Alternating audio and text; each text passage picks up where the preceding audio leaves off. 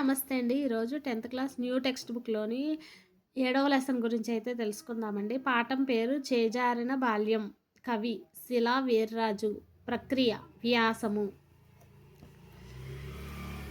శిలా వీర్రాజు రాజమండ్రిలో జన్మించారు. వీరి తల్లిదండ్రులు వీరభద్రమ్మ, సూర్యనారాయణ.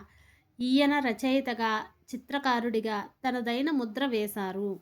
సమాధి, మబ్బు తెరలు, రంగుటద్దాలు, ఊరు వీడ్కోలు చెప్పింది, మనసులో కుంచె మొదలైన కథా సంపుటాలు కొడగట్టిన సూర్యుడు, కిటికీ కన్ను, ఎర్రడబ్బా రైలు, పొడుగు పేకల మధ్య జీవితం మొదలైన కవితా సంపుటాలను, అలాగే మైనా, కరుణించని దేవత, వెలుగు రేఖలు మొదలైన నవలలు రాశారు. వీరు శిలావిగా సుపరిచితుడు.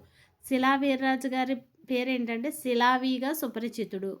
1969లో మైనా నవలకు ఆంధ్రప్రదేశ్ సాహిత్య అకాడమీ పురస్కారం లభించింది. ఈ పాఠ్యాంశము శిలా వీర్రాజు వ్యాస సంపుటి కళానికి ఇటు అటు నుండి గ్రహించబడింది.